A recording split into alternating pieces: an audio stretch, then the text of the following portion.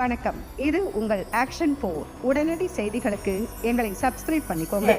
அது அனைத்திந்திய அண்ணா திராவிட முன்னேற்ற கழகத்தினுடைய கோட்டை என்று பறைசாற்றுகின்ற விதத்தில் இந்த இடத்தில் கூடியிருக்கின்ற உங்கள் அனைவருக்கும் என்னுடைய நெஞ்சார்ந்த நன்றியை முதலில் உங்கள் பாதங்களில் காணிக்கை ஆக்கிக் கொண்டு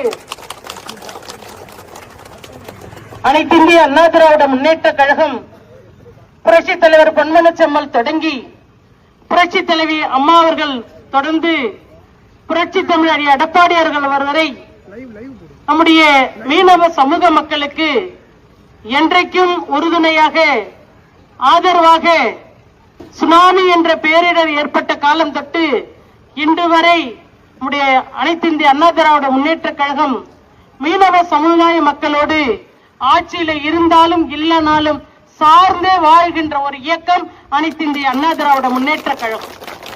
மீனவ சமூகத்தை சார்ந்தவர்கள் இருக்கிறார்கள்.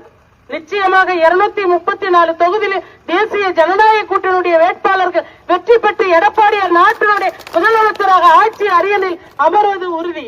அப்படி அமர்ந்து ஆட்சியை நிர்வாகத்தை அமைச்சரவையை நிர்வகிக்கின்ற பொழுது அமைச்சரவையை அமைக்கின்ற பொழுது இந்த 3 பேர்ல ஒருவர் மீன்வளத்துறை அமைச்சர், இந்த 3 சட்டமன்ற வேட்பாளர்ல ஒருவர் மீன்வளத்துறை அமைச்சர். இங்க நம்முடைய ஊர் கிராம முக்கியஸ்தர்கள்லாம் எங்களிடம் ஒரு கோரிக்கை வைத்தார்கள். நம்மளுடைய ஆறு தூர்ந்து வருகிறது, அந்த ஆறை ஆழப்படுத்த வேண்டும், அங்க ஒரு தூண்டில் வளைவு பாலம் வேண்டும்.